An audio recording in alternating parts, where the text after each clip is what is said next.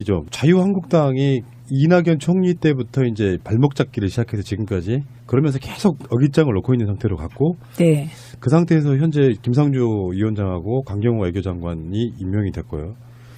딱 그 타이밍에 안경환 후보자가 사퇴하게 된 이런 상황까지 왔단 말이에요. 여당도 아니면서 국회 운영위원장을 고집하는 것은 아예 국회 운영 전반을 정치 공세의 수단으로 전락시키려는 것이라는 의구심을 더욱 크게 가질 수밖에 없습니다. 정권 교체를 인정하지 않는 것인지 답변해 주시기 바랍니다. 국회 운영위원장을 왜 안 돌려주는 거예요? 그게 제가 보기엔 양심이 없어서 그런 것 같아요. 원래 국회 운영위원장은요, 여당이 하는 겁니다.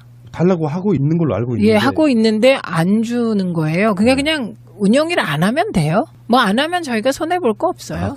예, 운영위가 지금 청와대 국가인권위원회 국회 예, 주로 이제 감사하는 데거든요. 근데 뭐 국회 운영위원장이 무자격자가 하는 거와 같거든요. 근데 정세균 국회의장한테는 좀 불편할 것 같긴 해요. 운영위가 안 만들어지면. 그냥 운영위가 있긴 있죠, 지금. 네, 있는데 이것도 다 탄핵의 여파로 인해서 조기 대선 하다 보니 생긴 일이거든요. 그런데 이게 이제 이 상임위를 바꿔야 되잖아요. 근데 그 2년마다 바꿔요. 뭐 그러다 보니 생긴 일인데 이 야당 됐으면 당근 돌려줘야죠. 이 자리만큼은? 네, 그냥 상식적으로 돌려주는 겁니다. 그런데 안 돌려주고 있으니 명확히 말씀드리는데요. 운영위가 계속 파행되잖아요. 그러면 뭐 그냥 파행이죠 뭐. 드디어 이제 이들의 본색이 드러나고 있는 그런 느낌인데. 문재인 정부 하는 거 보면 기가 막힙니다. 국민 생명과 재산을 지키라고 대통령 만들어놨더니 정말 나라를 망하도록 할 것 같습니다. 다음 대통령 선거는 대통령 선거까지 안 갈 것도 같아요 지금. 그렇죠 여러분? 네. 오래 못 갈 것 같아요. 반드시 찾아오도록 하겠습니다 여러분. 열심히 하겠습니다. 이철우는 우리도 굉장히 익히 잘 알고 있는 국정원 출신이고 정보위원장도 했고 네. 지금 사드 관련되어 있는 저기 김천의 지역구 의원이기도 하고 등등해서 막말도 되게 많이 하신 분인데 최근에 최고위원 선거 지금 다음 달에 있을 자유한국당 전당대회에 최고위원 쪽 출마를 하신 분이에요. 거기서 한 말이 지금 문재인 정부가 하는 것을 보면 정말 기가 막힌다. 국민 생명과 재산을 지키라고 대통령 만들어 놨더니 정말 나라를 망하도록 하는 것 같다. 반드시 우리 당을 잘 기억해서 다음 지방선거에서 성공하고 총선 승리하고 다음 대통령 선거는 점점점 대통령 선거까지 지금 안 갈 것 같다. 여러분 문재인 정부가 오래 못 갈 것 같다. 반드시 찾아오도록 하겠다. 뭐 이런 식으로 간단히 말해서 문재인 대통령이 너무 잘못하고 있어가지고 결국은 임기 못 채우고 탄핵당할 것이다. 이런 뉘앙스를 얘기한 겁니다. 그래서 제가요 이걸 살짝 바꿔서 읽어볼게요. 지금 자한당이 하는 것을 보면 정말 기가 막힌다. 예, 유권자의 표를 받아서 일 잘하라고 뽑아놨더니 대통령만 흔든다. 정말 자한당 때문에 나라가 망할 것 같다. 이렇게 얘기할 수 있을 것 같아요. 똑바로 하십시오. 망했으면 좋겠더라 하세요. 그래서 저는 이 이철우라는 분이 그 문재인 대통령이 임기 끝까지 못 갈 것 같다. 그래서 저는 뭐 트윗을 날렸어요. 뭐라고 날렸냐. 자유한국당이 자한당이 내년 총선 때까지 못 갈 것 같다. 이랬더니 트윗에 답글이 그냥 혼났어요. 지방선거 때까지도 못 갈 텐데 그랬다고. 박근혜 정권 때 우리가 이슈를 아주 치열하게 다뤄봤기 때문에 그런 사안들이 굉장히 많았는데 이런 정도 되면은 벌떼같이 달려들어가지고 야당 의원 한 명, 저는 지금도 귀태 발언이 굉장히 머릿속에 썩 남아있는데 네. 귀태 발언 같은 경우는 그 정권이 잘못하고 있어서 사람들이 욕하고 있을 때 민의를 대변한 발언이었다고 보면 지금 현재는 문재인 대통령의 지출이 높잖아요. 민의 발언이요? 네. 민의? 저? 민의. 예. 모든 게 다 최민희로 수렴되고 있어요. 그러니까 그런 식으로 국민들이 잘하고 있다고 박수치고 있음에도 불구하고 그들 눈에는 잘하고 있는 게 안 보이는 거고 후보자 한두 명 강행한 정도가 그들의 입맛에 안 맞을지는 몰라도 네. 이걸 국민 이름 빌어다가 지금 문재인 대통령도 탄핵당할 수 있다라고 협박하는 거잖아요 지금. 그러니까요. 지금 이분들이 박근혜 대통령 탄핵 트라우마에서 아직 이게 헤어나질 못해서 탄핵이라는 단어만 나오면 그냥 이렇게 반응을 보이는 건데 이것도 이제 뭐 이철우 의원이 대통령 탄핵 암시한 거를 경각심 차원에서 한 말이다. 누가 이걸 경각심이라고 봅니까? 막말이죠. 이런 의원은 국회의원 그만둬야 되고요. 국회의원 탄핵 제도를 빨리 만들어야 돼요. 지금 국회의원들께서 너무 하시는 거예요. 그죠? 이번 지역구로는 소환이 좀 힘들 것 같긴 하지. 그래서 지금은 이제 민주당, 우리 당도 가만히 있지 않아요. 네. 그 막말 정당이다. 한국당은 막말 잘하기 누가 잘하나 경쟁 중이다. 지금 그런데 진짜 우리 당의 논평은 우아한 것 같아요. 현실 정치권에 계시는 분이니까 그런 말씀 드리고 싶은데 네. 물론 저도 방송으로는 그렇게 얘기해요. 민주주의라는 게 서로 간에 수준의 차가 있는 것이고 시간이 네. 지나야 되고 똑같이 할 수는 없는 것이다. 이렇게 네, 얘기는 하지만 네. 속마음으로야 더 세게 좀 질러서 이런 사람들이 범국민적으로 매장되게끔 만드는 방법이 없냐 할 정도로 답답한 거예요. 아니 세상에 지금 할 말이 있고 안 할 말이 있지. 인수위도 안 거친 옛날 같으면 인수위 기간에 대통령 탄핵시킨다고 하는 거랑 뭐가 다르겠습니까? 이 정도 되면은 이런 사람들이 예전에 노무현 대통령 때나 또는 우리가 야당일 때로 생각해보면 조중동들이 가만히 있습니까? 하루 종일 그 이야기만 하고 있을 거 아니에요. 그러니까 지금 종편들이 왜 하루 종일 이거 보도 안 하는지, 왜 이철우 하루 종일 욕 안 하는지 정말 너무 편파적이고요. 네. 예, 종편이. 그리고 당장 국회도 이렇게 있으면 안 되죠. 윤리 제소하고 의원직 제명 절차 밟고 이렇게 해야죠. 국민 85%가 지지하는 대통령에 대해서 이게 사실은 이분이요. 뭐 자한당 당대표도 아니세요. 자한당 최고위원 나가신 거 아닌가? 당대표 선거도 아니고 최고위원 네.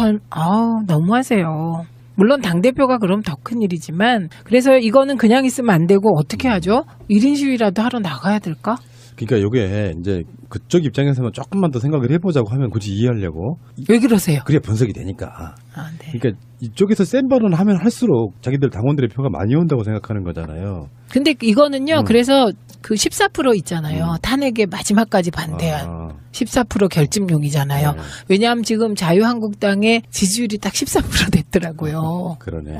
이런 말로 14%가 결집한 거니까 영원히 14% 정당 이런 거죠. 그걸 지향하는 거죠. 지들끼리만 모여있는 자리에서는 그렇게 이야기할 수 있다고 생각하는데 네. 문제는 할 말 있고 안 할 말이 있다는 거죠. 그렇죠. 그러니까 이런 식으로 이런 분위기를 주도해서 그 당이 만약에 새로운 지도부가 뽑히고 했을 때 네. 5년 내내 발목 잡기를 할 텐데 말이에요. 네. 근데 결국에는 그 사이에 한 번은 총선도 있는 것이고요. 3년 후에는. 네. 이런 관점에서 봤을 때 이들 스스로는 입에는 되게 단데 결국에 몸에 독이 되는 상태.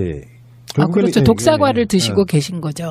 본인들이 좀 깨달았으면 좋겠어요. 그러니까 안 깨달으실 것 같아요. 이 선거에 나가신 분들이 그중에 네. 몇 명이라도 우리가 이렇게 하면 안 된다, 도울 것은 돕고 정말 잘못한다고 할 때 비판도 하고 그러면서 국정 파트너가 대보자가 돼야 되는데 예. 계속 쪼그라들고 있는 상태로 막말들로 한번 튀어보려고 하는 자세가 된다고 근데 하면 예. 없을 것 같아요. 왜냐하면 그 정도 말하실 분들은 바른정당으로 다 가신 것 같아요. 그런가? 네. 이거 여기 진짜 유유상종 된 것 같아요. 이분들 총선이 지금 멀리 남았다는 게 그래도 제가 봤을 때는 그래도 이 사람들한테 하느님이 기회를 주고 있는 거예요. 몰살시키고 싶은데. 어떻게 조기 총선 안 될까요? 근데 이제 내년에 지방선거는 있잖아요. 지방선거를 보고 나서는 아마 그 이후로 와야 되지 않을까 싶은 생각 좀 드는데. 일부 지역의 광역단체장 한두 석 빼고는 거의 차지하지 못할 것 같은. 근데 푸나님은요. 엄청 말이 격해지셨어요. 표현이. 짜증나니까. 요즘 왜 많이 짜증나세요? 저는요, 안경환 후보 낙마한 거를 너무 언론이 과다하게 얘기하고 새누리당이, 어떡해. 구새누리당이 이렇게 막 그 탄핵까지 운운하고 국민들은 좀 비웃고 계시거든요, 분위기가. 근데 춘하님도 너무 걱정하지 마세요. 걱정 말아요, 그대. 민희 하고 싶은 말 다 해. 알겠습니다. 이철우뿐만 아니라 그 강동호 서울시당 위원장도 네. 더 심한 말을 했고요. 거기는 이제 네. 지금 고발 들어가서요. 이분도 고발해야죠. 국가원수 모독죄가 없어져서. 안타까워요. 이분들이 이럴수록 자기들이 입지는 졸아들고 있다. 이게 이런 게 있거든요. 일반 국민들 입장에서는 이런 부분이 있어요. 정권이 뭘 잘못하면 그걸 비집고 들어가서 뭔가 대안을 내놓으면서 자기들의 입지를 넓히는 게 야당의 역할인데 문재인 대통령이 설사 못한다고 할지라도 기본적으로 국민들 입장에서 내가 지지하는 정당이 자유한국당이라고 이야기하지 못해요. 그런 정당은 결론적으로 말하면 확장성이 떨어지면서 점점점 줄어드는 거죠. 예를 들어서 지역에 지방선거 하나를 하게 되는데도 예를 들면 예전 같으면은 민주당하고 새누리당이 한 명씩 나눠 먹던 기초의원 같은 경우도 그 사람들이 찍어드는 게 줄어들면 다른 정당들이 비집고 들어와서 이제 오자구도가 네. 될 가능성이 있죠. 그러니까 세부적으로 굉장히 쫄아든다는 사실을 전혀 모르고 있는 것 같다는 생각이 들고요. 근데요, 내년 지방선거가 정말 재밌을 것 같아요. 왜냐하면 지금 정당 지지율이 우리 당은 50% 넘잖아요. 나머지 정당이 다 도토리 키재기 정도 시기세요. 뭐 지금은 이제 이런 그 막말로 탄핵에 반대한 14% 정도가 결집하고 계셔서 자한당이 뭐 10%에서 14% 사이인데 나머지 국민당, 뭐 바른정당은 거의 비슷해요. 예, 한 6%, 7%. 그리고 이제 행복한 부분은 저희 정의당이 잘하면 3등 딱 하실 것 같아요. 제1야당. 예, 그래서 될 수도 있다. 지역에서요.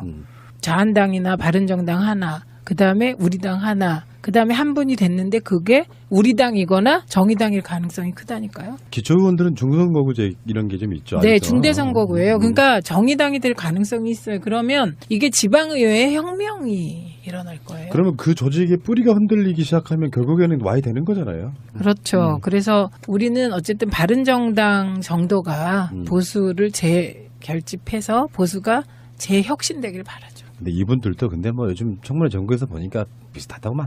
근데 비슷한데 극우적이진 않으세요. 네. 제도로서의 민주주의가 흔들리고 구타는 일은 이제 없습니다. 민주주의가 밥이고 밥이 민주주의가 되어야 합니다. 나라를 나라답게 지금 중요한 이야기를 하나 해보려고 하는데요. 문정인, 뭐 이름도 네, 비슷하세요. 네. 문정인 대통령 통일 외교안보 특보. 이분이 지금 미국 가셔가지고 여러 가지 이야기가 나오고 있는데 핵심은 이런 거예요. 일단 이야기를 한번 하면 만약 북한이 핵과 미사일 활동을 중단하면 한미 군사훈련 축소를 미국과 상의할 수 있을 것이다. 사드가 해결되지 않으면 한미 동맹이 깨진다는 인식이 있는데 그렇다면 그게 무슨 동맹이냐. 사실은 이분이 이 발언을 했다고 보도가 났을 때 저는 문재인 대통령의 특보로서는 굉장히 내 마음에 드는 발언을 했구나라고 생각을 했었거든요. 그러니까 이제 푸나님 마음에 쏙 드니까. 그러니까, 그렇죠. 또 그게 마음 안 드는 사람들도 확 안 들겠죠. 근데 이런 건 있죠. 특보 정도가 공식적인 외교 라인을 통해서 외교 활동을 할 때 물론 이분은 이 발언들 같은 경우는 사적인 네. 걸 전제로 발언을 했고 그게 대통령의 뜻은 아니다라고 얘기까지 했지만 네. 그것들이 이제 한국에서 언론들 사이에서는 뭐 굉장히 무슨 일이나 있는 것처럼 호들갑들 떨고 있으면서 이제 이게 문제가 되니까 청와대 쪽에서 조금 난감해하는 것 같은 느낌. 그러면서 또 한쪽에서는 할 말 다 했는데 뭐 제대로 된 말 했구만 이런 식으로 반응이 나오고 있더라고요. 그게 이제 지금 사드 문제가 사실 그 사안이 커진 거는 중국, 미중 간의 갈등 때문이잖아요. 그게 북핵 해결을 위한 사드는 아니라는 거잖아요. 그런데 이제 사드 문제는 사실 10 정도의 파괴력을 가진 사안이라면 우리 언론이나 우리의 정치 상황으로 한 90 정도로 이게 좀 사실 사드도 과장된 것이잖아요. 그 사안 자체보다는. 예, 그런 상황인데 지금 대통령께서 한미 정상회담을 앞두고는 이런저런 논란이 없는 게 낫죠. 예, 그리고 같은 표현을 해도 달리할 수도 있겠죠. 그런데 이건 이제 문정인 특보 개인 스타일이 좀 이렇게 직설적으로 말씀하시는 스타일이고 또 이게 특보는요 월급도 없어요. 활동비도 없어요. 명예직. 예, 명예직이기 때문에 물론 그 명예가 중요하긴 하죠. 다른 대통령도 아니고 문재인 대통령의 특보니까 중요하지만 이분이 교수의 자격으로 개인 자격으로 그 정도 말은 할 수 있다고 봅니다. 그리고 이게 우리 언론들이 막 지금 호들갑 비슷한 나 우아하게 말해야지. 호들갑스러운 보도를 하고 계신데 반해서 미국은 안 그래요. 미국은요 이렇게 얘기했어요. 미스터 문의 개인 견해로 본다. 그리고 한국 정부의 공식 정책이 반영된 것은 아닐 것이다. 그리고 우리 언론들이 막 취재를 하러 오니까 한국 정부에 알아보세요. 이렇게 얘기를 해서 지극히 상식적인 태도로 나오고 있고요. 그리고 미국이 특보의 논평에 대해서 논평하는 것 자체가 그런 일 없어요. 이번에 6.15 남북 정상회담 17주년 기념식 했잖아요. 네. 북한이 핵과 미사일의 추가 도발을 중단한다면 네. 북한과 조건 없이 대화에 나설 수 있다 이렇게 말했고요. 네. 그 기조에서 벗어난 게 사실 아니잖아요. 근데 이제 이게 저는 이런 생각이 좀 들었던 게 뭐냐면 사드 배치에 관련해서 보고 누락 사건도 있었고요. 그 이전에 정권들에서 보면은 흔히 말해서 친미파의 우리나라 관료들과 우리나라 정치인들과 우리나라 언론인들이 똘똘 뭉쳐가지고 미국이 일종 성역화되는 이런 측면이 있지 않습니까? 그렇죠. 그러니까 그 기조로 지금까지 외교를 완전히 망가뜨린 게 박근혜 정권의 외교 스타일이었지 않습니까? 네. 미국이 하자 그러면 무조건 어떤 비판도 없이 받아들이는 그런 관행으로 갔단 말이에요. 근데 조금 약간 우리나라가 자주 독립국으로서의 그 느낌을 조금만 주려고 하는 발언을 하면 오히려 우리나라에 있는 사람들이 더 벌떼처럼 일어나가지고 죽이려고 드는 게 문제 아니겠어요? 그게 이제 주로 언론이죠. 언론이 그렇고 보수 언론이 그 친미적 성향이 강하다. 이건 뭐 주지의 사실이니까요. 그런데 이제는 미국도 그런 관계를 원하지 않아요. 맞습니다. 예, 그래서 미국 저희가 이제 제가 옛날에 민원연에서 논평 낼 때 논평 제목이 미국보다 더 친미적인 보수 언론 이런 게 있었어요. 그래서 이런 그 보수 언론의 그 한미 동맹에 대한 수구적 태도가 결코 미국에서도 이게 좋아하는 태도는 아니다. 이제 동반자적 관계로 가려면 우리 언론부터 바꿔야 되는 거죠. 그래서 이게 이제 국민과 기득권 세력이 완전히 세상 바라보는 시각이 다른 거예요. 옛날에는 기득권 세력들 말하자면 뭐 재벌 그리고 보수 언론 그리고 군부 구새누리식 정치인들 뭐 그다음에 관료 이렇게 묶어서 뭐 이렇게 뭔가를 약속하고 그리고 언론이 쫙 몰고 가면 몰고 가졌잖아요. 근데 지금 그런 세상이 아닌 거죠. 세상이 완전히 바뀌고 있고요. 네. 4차 산업혁명 시대에는 이제 기득권이라는 말 자체가 형해화될 거예요. 제가 드리고 싶은 말씀은요. 친미를 하지 말자는 게 아니라 친미만 하지 말자는 이제 그거 미국하고 아닙니까? 친하게 지내야죠. 근데 중국하고도 또 친해야 또 먹고 살고. 그게 외교고요. 네, 그렇죠. 미국만 친하면 외교가 안 되고 그건 정속이잖아요. 그렇죠. 그리고 네. 우리가 늘 얘기를 하는 게 그거잖아요. 한미일 삼각동맹은 이건 말이 안 되는 거다. 지금 일본이 요구하는 거는 미일한 수직 계열화해서 우리나라를 제일 밑에다 놓겠다는 거다. 그래서 한미일 삼각동맹은 허구다. 이 얘기 계속 해왔잖아요. 그래서 이게 한미일 대 북중러 이거는 없는 구도를 관념에서만 만드는 거고요. 요 구도 속에서 나오는 게 냉전식 사고 가 연장된 거죠. 그래서 한미동맹을 주축으로 해서 북한하고 대결한다. 이거에서 한치도 못 나간 거잖아요. 이건 70년대입니다. 지금 2017년임을 우리나라 일부 언론에게 상기시켜 드립니다. 근데 제가 생각했을 때는 그 친미들, 정미주의자들을 언론, 정치, 뭐 우리나라의 공무원들까지 포함해가지고 이분들이 진짜로 친미하고 싶어서 하는 게 아니라 일단 기본적으로 문재인 정부가 싫은 거예요. 싫다 보니까 뭔가 꼬투리 잡을 게 없다 하다 보니까 자기들의 포지션이 정미로 가버리는 게 아닌가 싶은 생각이 들어요. 지들도 미국에 막 매달려서 그렇게 국익이 도움이 안 된다는 거를 알면서도 이런 식으로 공격하는 게 아닐까 일단 저는 그런 생각을 해보고요. 그런 이제 약간 각성된 네. 기득권도 있을 것 같네요. 근데 이번에 보도 중에 저도 깜짝 놀랐던 게 트럼프가 사드 한국 배치 둘러싼 논란에 격노했다고 하면서 자세히 보면 이런 게 있어요. 연합뉴스의 신지용 특파원이라는 사람이 쓴 기사인데 도널드 트럼프 미국 대통령이 사드의 한국 배치 문제를 둘러싼 논란에 격노한 것으로 파악됐다고 한국 정부 고위 관계자가 밝혔다. 이 관계자는 일단 익명으로 한국 정부 고위 관계자면 보통 이 정도 되면은 거의 차관급 아닙니까? 네, 네. 다음에 이 관계자는 연합뉴스 기자와 만나서 트럼프 대통령이 지난 8일 백악관 집무실인 오벌 오피스에 렉스 틸러슨 국무장관과 제임스 매티스 국방장관을 불러 한반도 안보 현황 등을 논의하는 자리에서 사드 지원 논란에 크게 화를 낸 것으로 알고 있다고 전했다. 그러니까 요거는 정보원 소스가 특정화돼 있지 않은 상태에서 만약에 저도 언론학을 전공한 이쪽 사람 아니겠습니까? 네. 가짜 뉴스를 만들려면 이런 방식으로 만들어요. 예를 들어서 내가 알고 있는 민주당의 모 관계자, 고위 관계자 누구든지 될 수 있는 거잖아요. 그 사람이 이렇게 말했다라고 만들어낼 수 있는데 문제는 이 언론의 보도가 연합뉴스 한국 발로만 나왔지 외신에는 전혀 나오지 않은 문제. 요게 외신에 일부 나온 그 원문을 제가 봤는데요. 네. 그냥 익스프레스 정도예요. 그러니까 언급했다, 표현했다, 좀 강하게 표현했다. 요 정도의 기사를 제가 하나 봤어요. 그런데 그게 이제 옮겨지면서 뭐 격노했고 욕설을 했고 이렇게까지 된 거죠. 계속 확대되는 거예요. 네, 그래서 가짜 뉴스 수준으로까지 된 것 같습니다. 언론이 이런 식으로 뭔가를 만들어대고 네. 경로라니 이 의도는 다른 거 있는 게 아니잖아요. 실제로 트럼프 앞에서 들은 이야기가 아니라면 네. 한국의 가장 중요한 통신사인 연합뉴스, 우리나라에서 지금 정부 국고 보조금도 받고 있는 연합뉴스가 네, 네. 이런 식으로 보도를 해서 따라 베껴쓰기, 이걸 베껴쓰기한 언론사들이 수백 개가 지금 똑같은 정보가 돌아다니고 있다는 거예요. 근데 이게 이제 트럼프의 캐릭터와 맞는 가짜 뉴스를 만든 거죠. 어허. 그러니까 이제 신뢰도가 좀 높아진 거긴 해요. 그렇더라도요, 저는 이렇게 생각합니다. 이런 보도를 접했을 때 트럼프가 경로했으니 우리나라 큰일 났다. 이런 식으로 받아쓰기 맞아요. 보도하는 거 맞아요. 절대 안 되고요. 이런 보도가 나오면 이거는 모든 걸 다 떠나서 소박한 애국심에서라도 우리 대통령에 대해서 만약에 그런 욕설을 누군가 했다면 이건 데모해야 될 사안 아닙니까? 그러니까요. 아, 저 너무 애국적인 것 같아요. 네. 어떠세요? 우리 네. 이주영 대령님. 대령 아니다.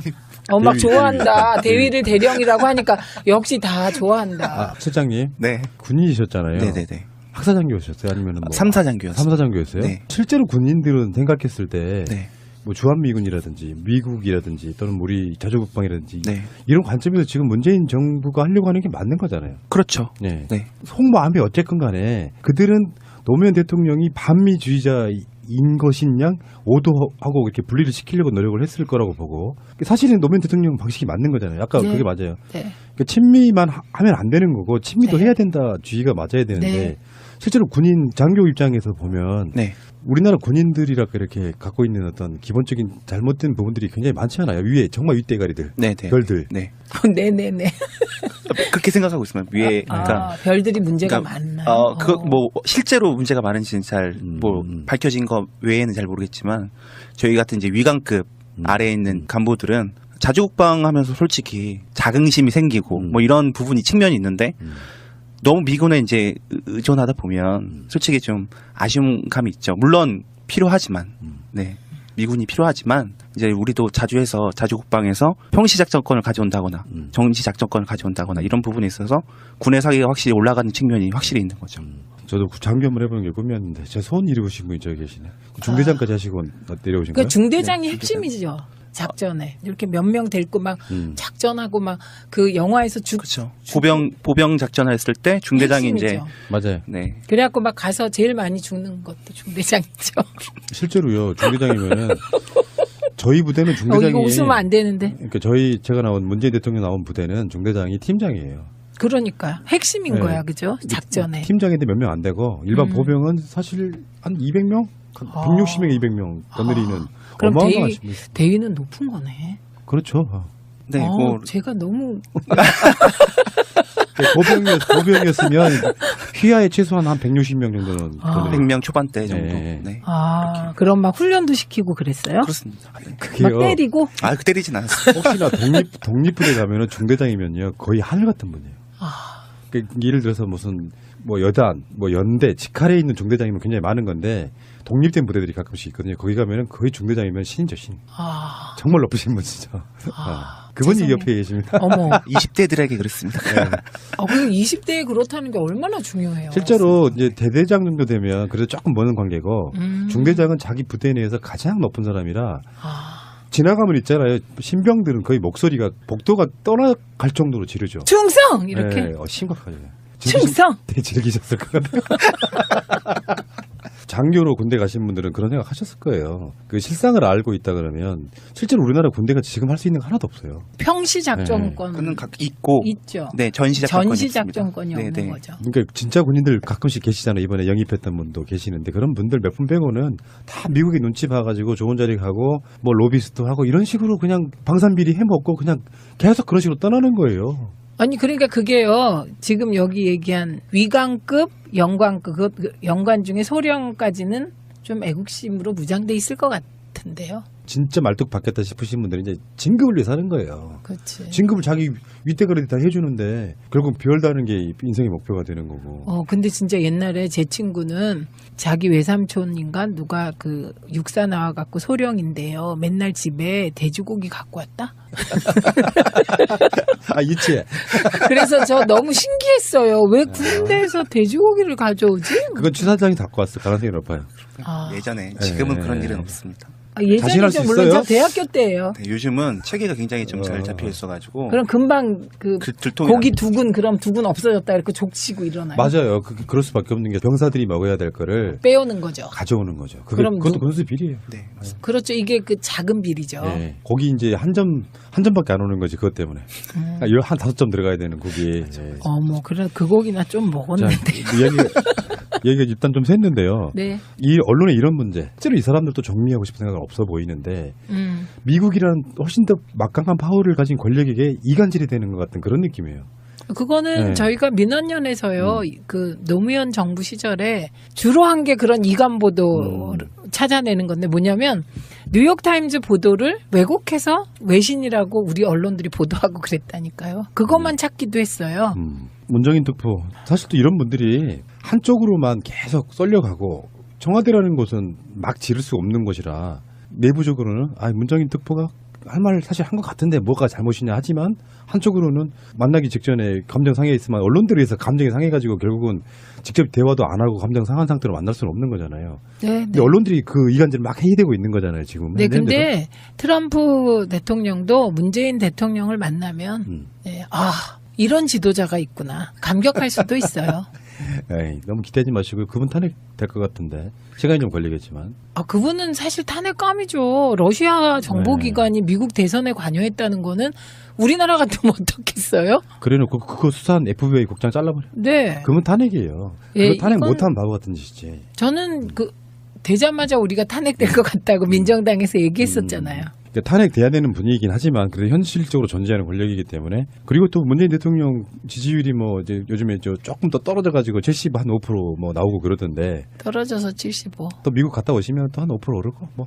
잘하고 오실 것 예, 같고요. 예. 트럼프 옆에 섰을 때 제가요 대선 때 연설할 때 미국, 중국, 러시아 지도자들 옆에 섰을 때 누가 가장 국익을 잘 대변하냐. 트럼프 옆에 문재인, 뭐 시진핑 옆에 문재인, 아베 옆에 문재인, 김정은 옆에 문재인 뭐 이렇게 얘기했거든요. 이제 그걸 보게 되네요. 나라에 있을 때는 그런가 보다 해요. 근데 나가면 네, 박근혜 씨 저는 이제 뭐 개인적으로 약간 모자란 사람. 박근혜 씨래. 박근혜 씨라고 항상 했어요 저는. 맨날 그랬어요. 저는 대통령이라고 말 한 번도 안 했어요. 저 대통령이라고 하다 혼났어요. 박근혜 씨가 좀 약간 그 느낌 자체가 조금 부족한 느낌 있잖아요. 조금 못 미치는 느낌. 아니요.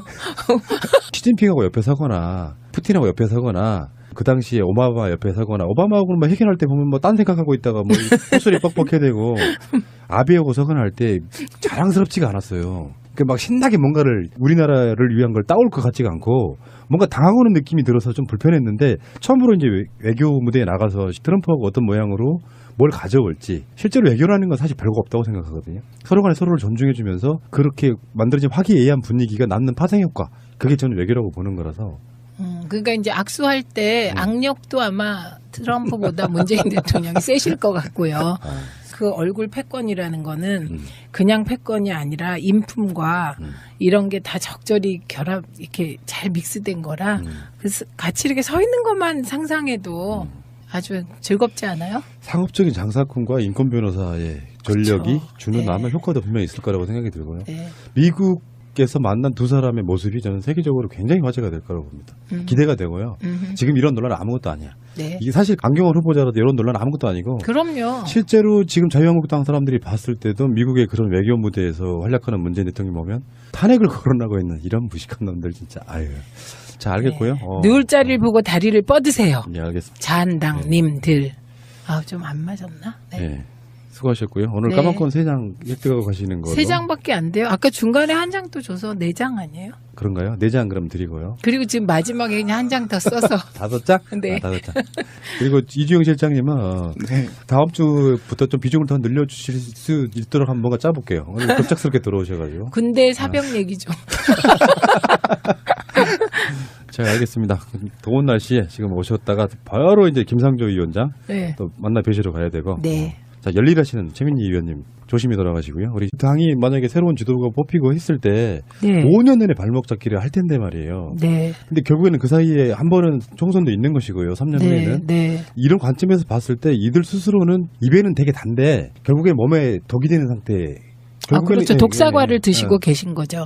본인들이 좀 깨달았으면 좋겠어요. 그러니까 안 깨달으실 것 같아요. 이 선거에 나가신 분들이 그중에 네. 몇 명이라도 우리가 이렇게 하면 안 된다. 도울 것은 돕고 정말 잘못한다고 할 때 비판도 하고 그러면서 국정 파트너가 대보자가 돼야 되는데 예. 계속 쪼그라들고 있는 상태로 막말들로 한번 튀어보려고 하는 자세가 된다고 근데 하면 예. 없을 것 같아요. 왜냐하면 그 정도 말하실 분들은 바른정당으로 다 가신 것 같아요.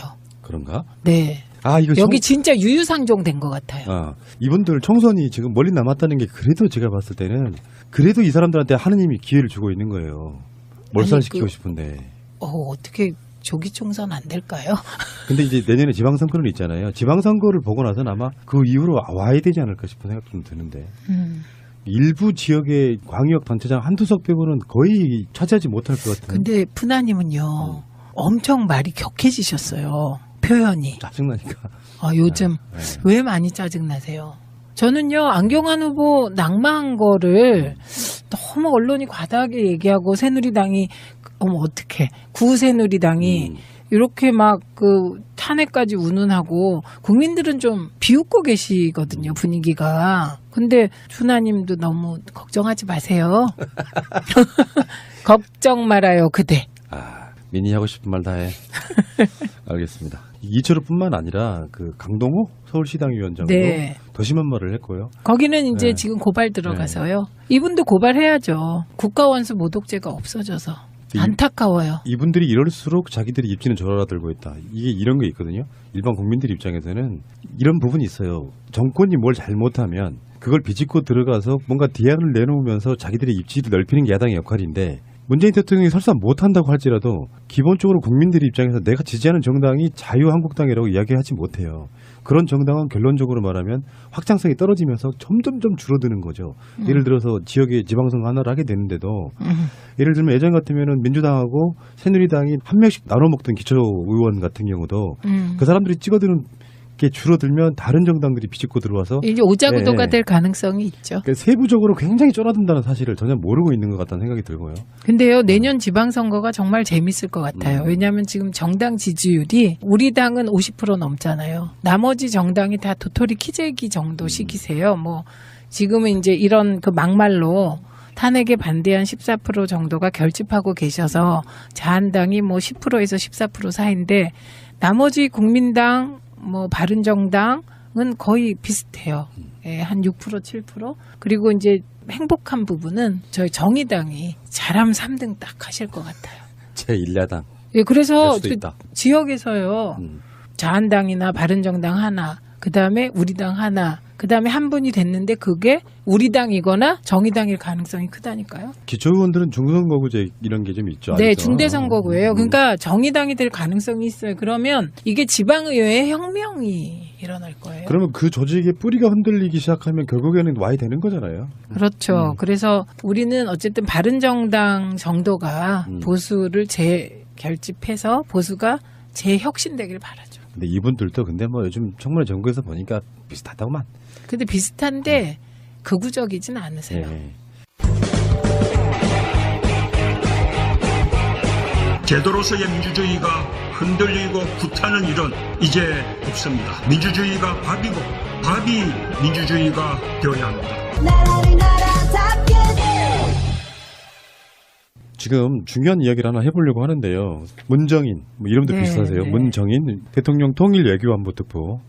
이분이 지금 미국 가셔가지고 여러 가지 이야기가 나오고 있는데 핵심은 이런 거예요.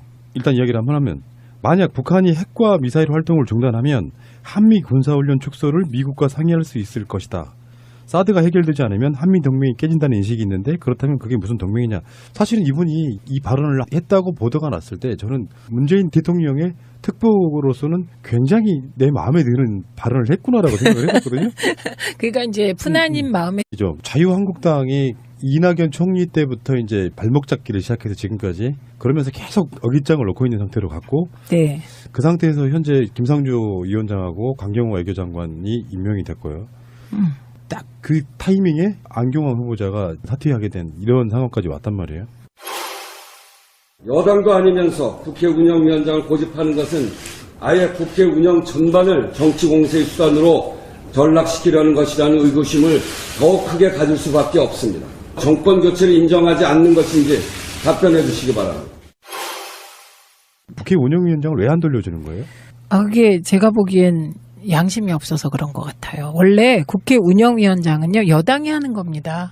달라고 하고 있는 걸로 알고 있는데. 예, 하고 있는데 안 주는 거예요. 그냥 운영위를 안 하면 돼요. 뭐 안 하면 저희가 손해 볼 거 없어요. 그럼, 예, 운영위가 지금 청와대 국가인권위원회 국회 예, 주로 이제 감사하는 데거든요. 근데 뭐 국회 운영위원장이 무자격자가 하는 거와 같거든요. 근데 정세균 국회의장한테는 좀 불편할 것 같긴 해요. 운영위가 안 만들어지면. 그냥 운영위가 있긴 있죠, 지금. 네, 있는데 이것도 다 탄핵의 여파로 인해서 조기 대선 하다 보니 생긴 일이거든요. 그런데 이게 이제 이 상임위를 바꿔야 되잖아요. 근데 그 2년마다 바꿔요. 뭐 그러다 보니 생긴 일인데 이 야당 됐으면 당근 돌려줘야죠. 이 자리만큼은. 네, 그냥 상식적으로 돌려주는 겁니다. 그런데 안 돌려주고 있으니 명확히 말씀드리는데요. 운영위가 계속 파행되잖아요. 그러면 뭐 그냥 파행이죠 뭐. 드디어 이제 이들의 본색이 드러나고 있는 그런 느낌인데 문재인 정부 하는 거 보면 기가 막힙니다. 국민 생명과 재산을 지키라고 대통령 만들어놨더니 정말 나라를 망하도록 할 것 같습니다. 다음 대통령 선거는 대통령 선거까지 안 갈 것도 같아요 지금. 그렇죠 여러분? 오래 못 갈 것 같아요. 반드시 찾아오도록 하겠습니다 여러분. 열심히 하겠습니다. 이철우는 우리도 굉장히 익히 잘 알고 있는 그렇죠? 국정원 출신이고 정보위원장도 했고 네. 지금 사드 관련되어 있는 저기 김천의 지역구 의원이기도 하고 등등해서 막말도 되게 많이 하신 분인데 최근에 최고위원 선거 지금 다음 달에 있을 자유한국당 전당대회에 최고위원 쪽 출마를 하신 분이에요. 거기서 한 말이 지금 문재인 정부가 하는 것을 보면 정말 기가 막힌다. 국민 생명과 재산을 지키라고 대통령 만들어 놨더니 정말 나라를 망하도록 하는 것 같다. 반드시 우리 당을 잘 기억해서 다음 지방선거에서 성공하고 총선 승리하고 다음 대통령 선거는 점점점 대통령 선거까지 지금 안 갈 것 같다. 여러분 문재인 정부가 오래 못 갈 것 같다. 반드시 찾아오도록 하겠다. 뭐 이런 식으로 간단히 말해서 문재인 대통령이 너무 잘못하고 있어가지고 결국은 임기 못 채우고 탄핵당할 것이다. 이런 뉘앙스를 얘기한 겁니다. 그래서 제가요 이걸 살짝 바꿔서 읽어볼게요. 지금 자한당이 하는 것을 보면 정말 기가 막힌다. 예, 유권자의 표를 받아서 일 잘하라고 뽑아놨더니 대통령만 흔든다. 정말 자한당 때문에 나라가 망할 것 같다. 이렇게 얘기할 수 있을 것 같아요. 똑바로 하십시오. 망했으면 좋겠도록 하세요. 그래서 저는 네. 이 이철우라는 분이 그 문재인 대통령이 임기 끝까지 못 갈 것 같다. 그래서 저는 뭐 트윗을 날렸어요. 뭐라고 날렸냐. 자유한국당이 자한당이 내년 총선 때까지 못 갈 것 같다. 이랬더니 트윗에 답글이 그냥 혼났어요. 지방선거 때까지도 못 갈 텐데 그랬다고. 박근혜 정권 때 우리가 이슈를 아주 치열하게 다뤄봤기 때문에 그런 사안들이 굉장히 많았는데 이런 정도 되면은 벌떼같이 달려들어가지고 야당 의원 한 명. 저는 지금도 귀태 발언은 굉장히 머릿속에 썩 남아있는데 네.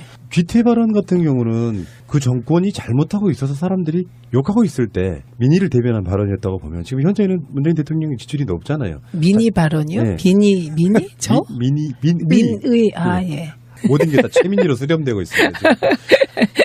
그러니까 그런 식으로 국민들이 잘하고 있다고 박수치고 있음에도 불구하고 그들 눈에는 잘하고 있는 게 안 보이는 거고 후보자 한두 명 강행한 정도가 그들의 입맛에 안 맞을지는 몰라도 네. 이걸 국민 이름 빌어다가 지금 문재인 대통령도 탄핵당할 수 있다라고 협박하는 거잖아요. 지금. 그러니까요. 지금 이분들이 박근혜 대통령 탄핵 트라우마에서 아직 이게 헤어나질 못해서 탄핵이라는 단어만 나오면 그냥 이렇게 반응을 보이는 건데 이것도 이제 뭐 이철우 의원이 대통령 탄핵 암시한 거를 경각심 차원에서 한 말이다. 누가 이걸 경각심이라고 봅니까? 막말이죠. 이런 의원은 국회의원 그만둬야 되고요. 국회의원 탄핵 제도를 빨리 만들어야 돼요. 지금 국회의원들께서 너무 하시는 거예요. 그죠? 이번 지역구로는 소환이 좀 힘들 것 같긴 하지. 그래서 지금은 이제 민주당, 우리 당도 가만히 있지 않아요. 네. 그 막말 정당이다. 한국당은 막말 잘하기 누가 잘하나 경쟁 중이다. 네. 지금, 그런데 진짜 우리 당의 논평은 우아한 것 같아요. 현실 정치권에 계시는 분이니까 그런 말씀 드리고 싶은데 네. 물론 저도 방송으로는 그렇게 얘기해요. 민주주의라는 게 서로 간에 수준의 차가 있는 것이고 시간이 네. 지나야 되고 똑같이 할 수는 없는 것이다. 이렇게 네, 얘기를 하지만 네. 속마음으로야 더 세게 좀 질러서 이런 사람들이 범국민 쪽으로 매장되게끔 만드는 방법이 없냐 할 정도로 답답한 거예요. 아니 세상에 지금 할 말이 있고 안 할 말이 있지. 인수위도 안 거친 옛날 같으면 인수위 기간에 대통령 탄핵시킨다고 하는 거랑 뭐가 다르겠습니까? 이 정도 되면은 이런 사람들이 예전에 노무현 대통령 때나 또는 우리가 야당일 때로 생각해보면 조중동들이 가만히 있습니까? 하루 종일 그 이야기만 하고 있을 거 아니에요. 그러니까 지금 종편들이 왜 하루 종일 이거 보도 안 하는지, 왜 이철우 하루 종일 욕 안 하는지 정말 너무 편파적이고요. 네. 예, 종편이. 그리고 당장 국회도 이렇게 있으면 안 되죠. 윤리 제소하고 의원직 제명 절차 밟고 이렇게 해야죠. 국민 85%가 지지하는 대통령에 대해서 이게 사실은 이분이요, 뭐 자한당 당대표도 아니세요. 자한당 최고위원 나가신 거 아닌가? 당대표 선거도 아니고 최고위원 네. 너무하세요. 물론 당대표가 그럼 더 큰 일이지만 그래서 이거는 그냥 있으면 안 되고 어떻게 하죠? 1인 시위라도 하러 나가야 될까? 그러니까 이게 이제 그쪽 입장에서만 조금만 더 생각을 해보자고 하면 굳이 이해하려고 왜 그러세요? 그래야 분석이 되니까. 아, 네. 그러니까 이쪽에서 센 발언을 하면 할수록 자기들 당원들의 표가 많이 온다고 생각하는 거잖아요. 근데 이거는요. 그래서 그 14% 있잖아요. 탄핵에 마지막까지 반대한. 아, 14% 결집용이잖아요. 네. 왜냐하면 지금 자유한국당의 지지율이 딱 14% 됐더라고요. 그러네.